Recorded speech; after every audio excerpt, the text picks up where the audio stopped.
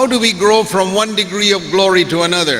நாம் ஒரு மகிமையின் நிலையிலிருந்து மற்ற ஒரு மகிமையின் நிலைக்கு எப்படி நாம் போக முடியும்? By repentance. மனம் திரும்புதல் மூலமாக. The kindness of God leads us to repentance. தேவனுடைய தயவு நம்மை மனம் திரும்பும்படிக்கு வழி நடத்துகிறது. To repent means to turn our mind from sin. மனம் திரும்புதல் என்பதனுடைய பொருள் என்னவென்றால் பாவத்திலிருந்து நம்முடைய மனதை திருப்புவதாகும். That's beautifully translated in the Tamil, better than almost any other language. வேறு எந்த மொழியை காட்டிலும் தமிழிலே மிகவும் அழகாக மொழிபெயர்க்கப்பட்டிருக்கிறது. In English, when you read repent, most people don't know what it means. ஆங்கிலத்திலே repent என்ற வார்த்தையை வாசிக்கும் பொழுது அநேகருக்கு அதனுடைய பொருள் என்ன என்று தெரியாது. In Tamil, it's translated exactly. ஆனால் தமிழிலே அதே போல மொழிபெயர்க்கப்பட்டிருக்கிறது. Repent, that means turn your mind around. மனம் திரும்புதல். That means you're facing towards sin and you turn your mind away from sin. இப்பொழுது பாவத்தை நோக்கி உங்களுடைய மனது பார்த்து கொண்டிருக்கிறது. இப்பொழுது பாவத்தை விட்டு திரும்புகிறது உங்கள் மனது. That is the first step towards God. தேவனுக்கு போவதற்கு முதல் படி இதுதான். We got to turn around. நாம் திரும்ப வேண்டும். It says about the prodigal son கெட்ட குமாரனை குறித்து சொல்லப்பட்டிருக்கிறது. that when he was far away from his father's house, தகப்பனுடைய வீட்டிலிருந்து தூர சென்றிருக்கும் பொழுது his back was to his father.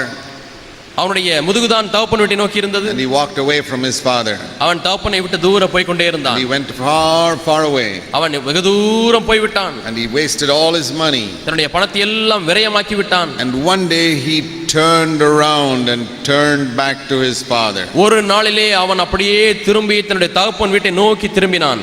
That is repentance. இதுதான் மனம் திரும்புதல். He turned away from his old way of life and turned back to the தன்னுடைய father. பழைய வாழ்க்கையினுடைய விதத்தை விட்டு அவன் அப்படியே திரும்புகிறான் தகப்பன் வீட்டை நோக்கி. Now today in today's preaching we don't hear much about repentance. இன்றைய பிரசங்கங்களிலே நாம் மனம் திரும்புதலை குறித்து அதிகமாய் கேட்பதில்லை. What you hear mostly in the preaching in public meetings, Christian television is believe. இன்றைய கிறிஸ்தவ கூட்டங்களிலேயும் கிறிஸ்தவ டெலிவிஷன்களிலேயும் நீங்கள் கேட்கிற பிரசங்கம் என்ன? விசுவாசியுங்கள், நம்புங்கள் என்றுதான். I believe that is needed. அதுவும் தேவைதான் என்று நான் எண்ணுகிறேன். But you know, if you have only one of these two, you don't have a stable Christian life. இந்த இரண்டிலே ஒன்று மட்டும் உங்களுக்கு இருக்கும் என்று சொன்னால் உங்களுக்கு ஸ்திரமற்ற ஒரு கிறிஸ்தவ வாழ்க்கை தான் இருக்கும். Repent and believe are like two legs we stand on. மனம் திரும்புதலும் விசுவாசமும் நாம் நிற்கிற இரண்டு கால்களுக்கு ஒப்பாக இருக்கிறது. Can you stand on one leg? ஒரு காலிலே நீங்கள் நிற்க முடியுமா? For a little while. கொஞ்ச நேரம் நிற்க முடியும். And then you begin to topple. பிறகு நீங்கள் அப்படியே ஆட ஆரம்பித்து விடுவீர்கள். God has given us two legs for stability. நாம் ஸ்திரமாய் இருக்கும்படியாக தேவன் நமக்கு இரண்டு கால்களை கொடுத்திருக்கிறார். And that's repentance and faith. மனம் திரும்புதலும் விசுவாசமும். And when you knock off one leg, ஒரு காலை எடுத்து விட்டால் then man becomes unstable. மனிதன் இப்பொழுது ஸ்திரமாய் அவனால் நிற்க முடியவில்லை. And that's the reason why so many Christians are falling all the time. ஏன் அடிக்கடி கிறிஸ்தவர்கள் விழுகிறார்கள் என்று சொன்னால் அது இந்த காரணத்தின் நிமித்தமாய் தான். Because the preachers have knocked out one leg. ஏனென்றால் பிரசங்கியார்கள் இன்னும் ஒரே ஒரு காலை தான் மட்டும் பிரசங்கிக்கிறார்கள். It's the same mistake if some people preach only repent and don't preach about faith. அதே போல விசுவாசத்தை குறித்து பிரசங்கிக்காமல் வெறும் மனம் திரும்புதலை குறித்து பிரசங்கித்தாலும் தான் அதே தவறு நடக்கிறது. It's very important for you to understand. இதை நீங்கள் விளங்கிக் கொள்வது மிக முக்கியம். If you want a balanced Christian life, உங்களுக்கு சமநிலைப்படுத்தப்பட்ட கிறிஸ்தவ வாழ்க்கை தேவை என்றால் the Bible says we are to walk in Jesus footsteps. நாம் இயேசுவினுடைய அடிச்சுவடுகளிலே நடக்க வேண்டும் என்று வேதம் சொல்லுகிறது. How do you walk? நீங்கள் எப்படி நடக்கிறீர்கள்? I mean, normal people walk left and then right and then left and then right. சாதாரண மனிதர்கள் left right என்று தான் நடப்பார்கள். You don't keep on walking on your right foot all the time. எப்பொழுதுமே வலது காலிலே நடந்து கொண்டிருக்க மாட்டார்கள்.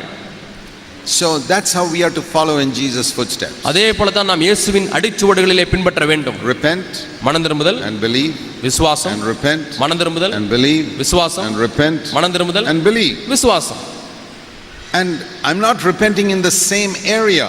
அதே பகுதியிலே நான் மனம் திரும்புகிறதில்லை மீண்டும் மீண்டும். You know, like when we put our left foot forward, we are not walking in the same place. We are moving forward with each step. நம்முடைய இடது காலை வைக்கும் பொழுது வைத்த இடத்திலேயே மீண்டும் மீண்டுமாய் வைப்பதில்லை. ஒவ்வொரு முறையும் ஒரு அடி எடுத்து வைக்கும் பொழுது வேற ஒரு பகுதியிலே தான் எடுத்து வைத்து நடக்கிறோம். I'm not repenting in the same area that I was repenting 10 years ago. 10 ஆண்டுகளுக்கு முன்பாக எந்த பகுதியிலே நான் மனம் திரும்பினேனோ அந்த பகுதியிலே மீண்டும் மீண்டுமாய் இப்பொழுதும் நான் மனம் திரும்புகிறதில்லை. You know, in the military, ராணுவத்திலே in the military parade, ராணுவத்திலே அங்கே நடை பயிற்சி கொடுக்கப்படுகிறது. you see them march left right left right left right, left right என்று சொல்லி அவர்கள் பட்டாளத்தில் நடப்பார்கள். and they keep moving forward. அவர்கள் முன்னாக செல்வார்கள்.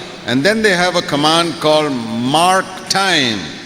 மார்க் டைம் என்று சொல்லி திரும்பமாய் ஒரு கட்டளை அவர்களுக்கு And when கொடுக்கப்படும். they told mark time, then they do left, right, just where they are standing. இப்பொழுது அவர்கள் நடக்க மாட்டார்கள், நின்ற இடத்திலேயே வலது காலையும் இடது காலையும் எடுத்து வைத்துக் கொண்டே இருப்பார்கள். Are they moving their left and right foot? இப்பொழுது இடது காலையும் வலது காலையும் அசைக்கிறார்களா? Mark time. மார்க் டைம் என்று Okay. சொன்னால் Left, right, left, right.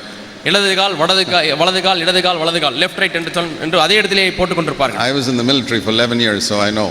நான் 11 ஆண்டுகளாக ராணுவத்தில் இருந்தபடினாலே எனக்கு தெரியும். But mark time, you can do a lot of activity, but you don't move. Mark time என்கிற நேரத்திலே அநேக செயல்களை கிரியைகளை செய்து கொண்டே இருக்கலாம், ஆனால் நீங்கள் அந்த இடத்தை விட்டு நகர மாட்டீர்கள். Stand in the same place and move left, right, left, right, left, right, left, right, left, right. ஒரே இடத்துல நின்று கொண்டே லெஃப்ட் ரைட் என்று சொல்லி போட்டுக் கொண்டே இருப்பீர்கள். And after 1 hour, ஒரு மணி நேரம் you're கழித்து in the same place. அதே இடத்துல தான் நீங்கள் இருக்கிறீர்கள். A lot of Christians are like that. அநேக கிறிஸ்தவர்கள் இந்த மார்க் டைம் என்று தான் அதே இடத்துல They இருக்கிறார்கள். are repenting and believing and repenting and believing in the same area. மனம் திரும்புகிறார்கள், விசுவாசிக்கிறார்கள், அதே நிலை அதே பகுதியிலே தான். 20 years they were saying, oh God, I'm sorry, I get angry again. 20 வருஷத்துக்கு முன்பாக ஆண்டவரே என்னை மன்னித்து விடுங்கள், நான் கோபப்பட்டு விட்டேன். And today what are they saying? இன்றைக்கு என்ன சொல்லுகிறார்கள்? Oh Lord, I'm angry again. ஆண்டவரே மீண்டுமா நான் கோபப்பட்டு விட்டேன். That's called mark time. அதுதான் மார்க் டைம் என்று அழைக்கப்படுகிறது. Same sins. அதே பாவங்கள். Lord, I'm still lusting with my eyes. ஆண்டவர் இன்னுமா என் கண்களில் இச்சித்துக் கொண்டிருக்கிறேன். After 20 years, 20 ஆண்டுகள் கழிந்தாய். Lord, I'm still lusting with my eyes. Please, I'm sorry. இன்னும் என் கண்களால் இச்சித்துக் கொண்டிருக்கிறேன், ஆண்டவரே என்னை மன்னித்து விடும். There is no glory to glory. அது மகிமை அடைவதில்லை. Same place. அதே இடத்திலே நின்று கொண்டிருப்பது. Every day. ஒவ்வொரு நாளும். Is that your experience? Be honest. இது உங்களுடைய அனுபவமா இருக்கிறதா? நேர்மையாய் சொல்லுங்க. I want to say the devil has deceived you. பிசாசு உங்களை வஞ்சித்து விட்டான் என்று நான் உங்களுக்கு சொல்கிறேன். First, I was born again in 1959. 1959 ஆண்டிலே நான் மறுபடியும் பிறந்தேன். For 16 years, 16 ஆண்டுகளாக I made very little progress. நான் மிகுந்த குறைந்த அளவிலே முன்னேற்றத்தை அடைந்திருந்தேன். Very little. மிகவும் குறைவான வளர்ச்சி. And sometimes I went backwards. சில சமயத்தில் நான் பின்னிட்டு சென்றேன். I went left, right, backwards. நான் லெஃப்ட் ரைட் என்று சொல்லிக் கொண்டு பின்னாக போய் கொண்டிருந்தேன். That's called backsliding. அது பின் மாறுதல், பின்வாங்குதல். That also many Christians do. அநேக கிறிஸ்தவர்கள் இந்த காரியத்தையும் செய்கிறார்கள். That means they are less holy today than they were 5 years ago. 5 ஆண்டுகள் முன்பாக இருந்த பரிசுத்தத்தை காட்டிலும் இன்றைக்கு அவர்களுக்கு இருக்கக்கூடிய பரிசுத்தம் குறைந்து விட்டது. You ask yourself, உங்களை நீங்களே கேட்டு பாருங்கள். when were you born again? நீங்கள் எப்பொழுது மனம் திரும்பினீர்கள்? When after you were born again were you more sensitive about sin than you are today? மனம் திரும்பின நீங்கள் மறுபடியும் பிறந்த பொழுது பாவத்தை குறித்த உங்களை உணர்வை காட்டிலும் இப்பொழுது அதிகமான உணர்வு இருக்கிறதா? Or is it less? அல்லது அது குறைந்து விட்டதா? With many Christians, their sensitivity to sin has become less than it was when they were first born again. அநேக கிறிஸ்தவருடைய வாழ்க்கையிலே மறுபடியும் பிறந்த நாளிலே இருந்த பாவத்தை குறித்த உணர்வை காட்டிலும் இப்பொழுது அந்த உணர்வு வெகுவாய் குறைந்து விட்டது. They were very faithful not to cheat or tell lies. ஏமாற்றக்கூடாது, பொய் சொல்லக்கூடாது என்று சொல்லி மிகவும் உண்மையுள்ளவர்களாக இருந்தார்கள். But now they are become a little compromising in all those areas. இப்பொழுது இந்த பகுதிகளெல்லாம் சற்று ஒத்துப்போக ஆரம்பித்து விட்டார்கள். 10 years ago they would never sign a false statement. 10 ஆண்டுகள் முன்பாக ஒரு காலம் பொய்யான வாசகத்திலே கையெழுத்திட மாட்டார்கள். Now they sign it to make a little more money. இப்பொழுது இன்னும் கொஞ்சம் பணம் சம்பாதிப்பதற்காக கையெழுத்து போட ஆரம்பித்து விட்டார்கள். How have they done left right? அவர்கள் எப்படி இந்த லெஃப்ட் ரைட் செய்கிறார்கள்? They have done left right backwards. அவர்கள் பின்னிட்டு லெஃப்ட் ரைட் போடுகிறார்கள். They haven't understood what spiritual growth is. ஆவிக்குரிய வளர்ச்சி என்றால் என்ன என்பதை அவர்கள் இன்னும் விளங்காமல் இருக்கிறார்கள். And that shows இது எதை காண்பிக்கிறது? that the school they are going to is a bad school. அவர்கள் போய் கொண்டிருக்கிறதான பள்ளியானது அது மோசமான பள்ளி என்று காண்பிக்கிறது. You know, if you send your children to a bad school, உங்களுடைய பிள்ளைகளை மோசமான ஒரு பள்ளிக்கு நீங்கள் அனுப்புவீர்கள் என்றால் they won't learn very much. அவர்கள் அதிகமாக ஒன்றையும் கற்றுக்கொள்ள மாட்டார்கள். Even if they are very intelligent, அவர் புத்தி கூர்மையுள்ளவர்களாக இருந்தாலும் சரி, you send them to a bad school where they don't teach them properly, சரியான விதத்தில் இயங்காத ஒரு பள்ளிக்கு நீங்கள் அனுப்பினீர்கள் என்று சொன்னால் they will not learn much. அங்கே சரியாக சொல்லிக் கொடுக்கப்படாதபடினாலே அவர்கள் அதிகமாக கற்றுக்கொள்ள மாட்டார்கள். Why is it that all of you parents are very careful to send your children to a good school? பெற்றோர்களே நீங்கள் எல்லாரும் உங்கள் பிள்ளைகளை பள்ளிக்கு அனுப்புகிற விஷயத்தில் ஏன் அவ்வளவு ஜாக்கிரதையாக இருந்து நீங்கள் நல்ல பள்ளிக்கு அனுப்புகிறீர்கள்? Because you know that education is very important. அவருடைய படிப்பு என்பது அவ்வளவு முக்கியம் என்பதை நீங்கள் அறிந்திருக்கிறபடினாலே. And so you want your children to go to a good school. ஆகவே உங்களுடைய பிள்ளைகள் நல்ல பள்ளிக்கு போக வேண்டும் என்று விரும்புகிறீர்கள். When somebody is sick in your home, உங்களுடைய குடும்பத்தில் யாருக்காவது வியாதி வந்து விட்டால் why do you want them to take them to a good hospital? ஏன் நல்ல ஆஸ்பத்திரிக்கு அவர்களை அழைத்துச் செல்ல விரும்புகிறீர்கள்? Because you want them to be cured. ஏனென்றால் அவர்கள் குணமாக்கப்பட வேண்டும் என்று விரும்புகிறீர்கள். But when it comes to a church, ஆனால் சபை என்ற காரியம் வரும்பொழுது many people say, அநேகர் சொல்கிறது என்னவென்றால், I will go to the church my father went to. எங்க அப்பா எந்த சபைக்கு போனாரோ அந்த சபைக்கு தான் நானும் My போவேன். grandfather went எங்க to. தாத்தா போன சபைக்கு தான் நானும் போவேன். Is that the reason why you go to a particular church? இந்த காரணத்தின் நிமித்தமாய் தான் ஒரு குறிப்பிட்ட சபைக்கு நீங்கள் போய் கொண்டிருக்கிறீர்களா? I'll tell you honestly, நான் நேர்மையாய் சொல்லுகிறேன், I do not go to the church my grandfather went to, என்னுடைய தாத்தா போன சபைக்கு நான் இப்பொழுது போவதில்லை. because I did not go to the school that my grandfather went to. ஏனென்றால் எங்களுடைய தாத்தா படித்த பள்ளியிலே நான் படிக்கவில்லை. And I did not go to the hospital that my grandfather went to. எங்களுடைய தாத்தா போன ஆஸ்பத்திரிக்கு நான் இப்பொழுது போவதில்லை. What about you? உங்களை குறித்து என்ன? Will you send your children to the school your grandfather went to? உங்களுடைய தாத்தா படித்த அதே பள்ளிக்கு உங்கள் பிள்ளைகளை இப்பொழுது அனுப்புவீர்களா?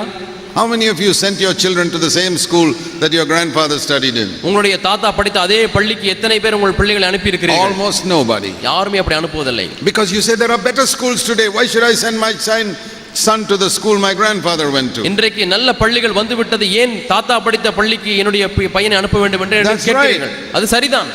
Go send your children to the best school. நல்லது, உங்களுடைய பிள்ளைகளை சிறந்த பள்ளிக்கு அனுப்புங்கள். When you are sick, do you take your sick patient in your home to the hospital your grandfather went to? உங்களுடைய குடும்பத்திலே ஒருவர் வியாதிப்பட்டால் உங்கள் தாத்தா எடுத்து கொண்டு செல்லப்பட்ட அதே மருத்துவமனைக்கு தான் எடுத்து செல்கிறீர்களா? No. இல்லை. You say because there are better hospitals today than what the hospitals in my grandfather's time. என்னுடைய தாத்தா காலத்தில் இருந்த மருத்துவமனை காட்டிலும் இப்பொழுது நவீன மருத்துவமனைகள் வந்துவிட்டது என்று சொல்கிறீர்கள். So you send your children to the best school today and not where their grandfather studied. ஆகவே இன்றைக்கு உங்கள் தாத்தா படித்த பள்ளிக்கல்ல சிறந்த பள்ளிக்கு உங்கள் பிள்ளைகளை You அனுப்புகிறீர்கள். send a sick person in your home to the best hospital today and not the hospital your grandfather went to. உங்களுடைய குடும்பத்திலே வியாதிப்பட்ட ஒருவரை உங்கள் தாத்தா சென்ற மருத்துவமனைக்கல்ல நவீன நல்ல மருத்துவமனைக்கு இப்பொழுது கொண்டு But when செல்கிறீர்கள். it comes to a church, you say, I'll go to the same church my grandfather went ஆனால் to. சபை என்கிற காரியம் வரும்பொழுது எங்கள் தாத்தா போன சபைக்கு தான் நான் போக வேண்டும் என்று சொல்கிறேன். Why? ஏன்? Now listen to the reason. காரணத்தை கேளுங்கள். You will hear the reason from me. அந்த காரணத்தை என்னிடத்திலிருந்து இப்பொழுது கேட்கிறீர்கள். Because you're more interested in earthly education than in your spiritual life. உங்களுடைய ஆவிக்குரிய வாழ்க்கையை காட்டிலும் பூமிக்குரிய படிப்பிலே தான் உங்களுக்கு அதிக விருப்பம் இருக்கிறது. You're more interested in physical healing than your spiritual life. உங்களுடைய ஆவிக்குரிய வாழ்வை காட்டிலும் உங்களுடைய சரீர பிரகாரமான சுகம் தான் உங்களுக்கு முக்கியமாக இருக்கிறது. When you want education, you want the best school. படிப்பு என்று வரும்பொழுது சிறந்த பள்ளி வேண்டும். When you want physical healing, you want the best hospital. சரீர சுகம் என்று வரும்பொழுது சிறந்த மருத்துவமனை வேண்டும். But when it comes to the most important thing, your spiritual life, அதைவிட முக்கியமான ஆவிக்குரிய வாழ்க்கை என்று வரும்பொழுது you choose the old place where your grandfather or great grandfather went. உங்களுடைய தாத்தா அல்லது பூட்டனார் போன அந்த சபையை நீங்கள் தேர்வு செய்கிறீர்கள். That proves to me that you have zero interest in your spiritual life. உங்களுடைய ஆவிக்குரிய வாழ்க்கையிலே உங்களுக்கு இருக்கக்கூடிய விருப்பமானது பூஜ்யம் தான் என்பதை Whatever you may நிரூபிக்கிறது. say. நீங்கள் என்ன காரணம் வேண்டுமானாலும் சொல்லலாம். Why don't you send your children to the corporation school? ஏன் நீங்கள் கார்ப்பரேஷன் பள்ளிக்கு உங்கள் பிள்ளைகளை அனுப்பக்கூடாது? Because you want your children to get a good education. பிள்ளைகள் நல்ல படிப்பு படிக்க வேண்டும் என்று விரும்புகிறீர்கள். Why won't you send your sick patient to the government hospital? நீங்கள் ஏன் வியாதிப்பட்டவரை அரசாங்க மருத்துவத்துக்கு அனுப்புகிறதில்லை? Because you say they don't give good treatment there. அங்கே நல்ல சிகிச்சை கொடுப்பதில்லை என்று சொல்கிறீர்கள். See, we are so concerned when it comes to earthly things. பூமிக்குரிய காரியம் என்று வரும்பொழுது நாம் எவ்வளவோ கருத்துள்ளவர்களாய் இருக்கிறோம். But in spiritual things, we don't seek the best. ஆனால் ஆவிக்குரிய காரியம் என்று வரும்பொழுதோ நாம் மேன்மையானவற்றை நாடுவதில்லை.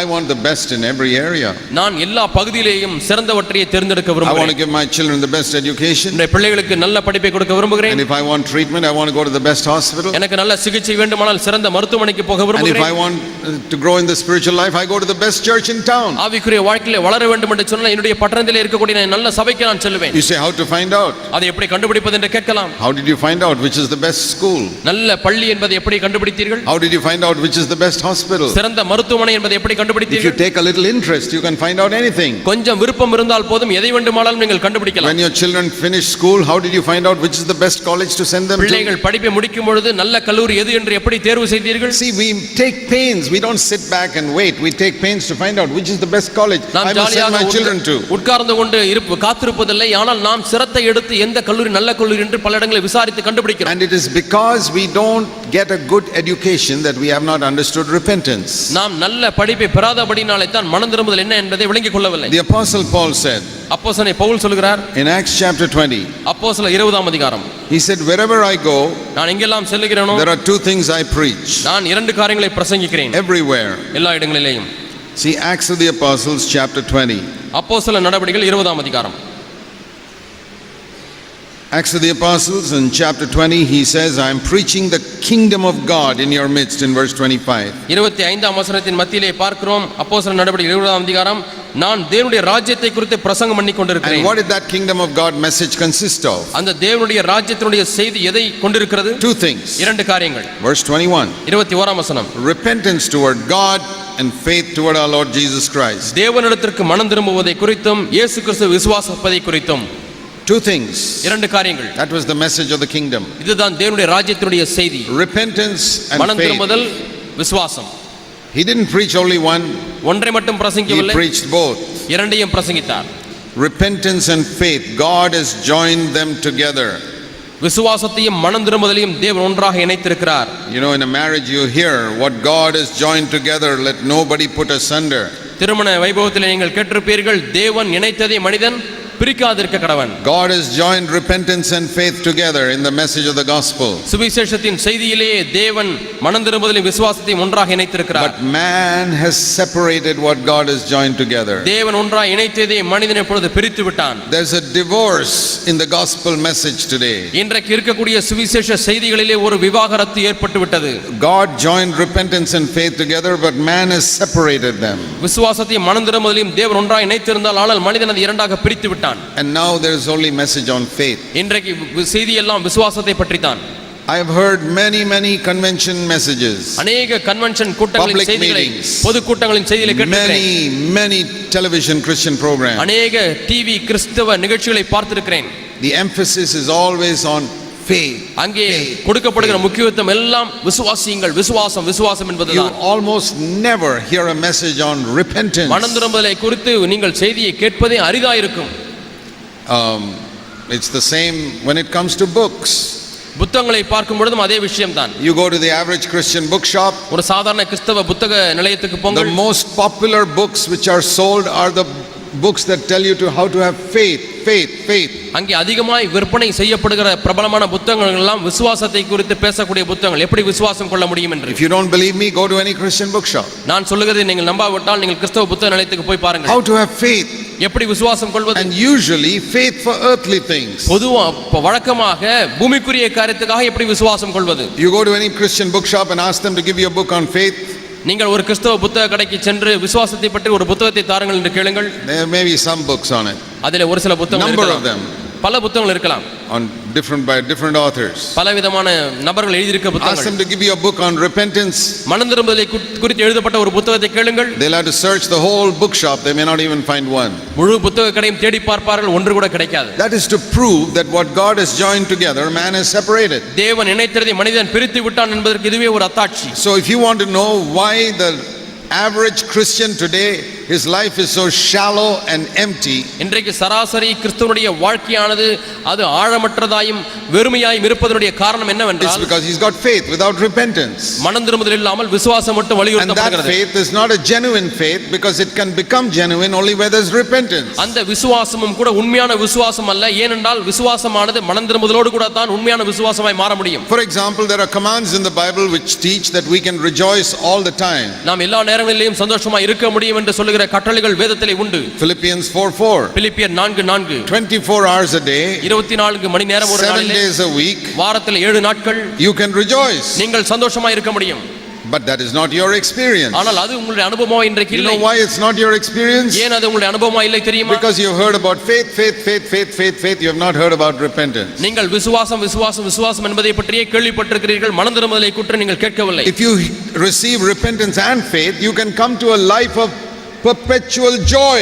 நீங்கள் விசுவாசமும் மனம் திரும்புதலும் இணைந்த ஒரு வாழ்க்கைக்குள்ளாய் வரும்பொழுது நீங்கள் என்றென்றைக்கும் சந்தோஷமாய் இருக்கக்கூடிய ஒரு வாழ்வுக்குள்ளாய் வருவீர்கள். If you don't mix these two together, இந்த இரண்டையும் ஒன்றாக நீங்கள் சேர்க்கவில்லை you ஆனால் cannot grow in the Christian life. கிறிஸ்தவ வாழ்க்கையில் நீங்கள் வளருவது கடினம். You can't grow in the Christian life with just faith.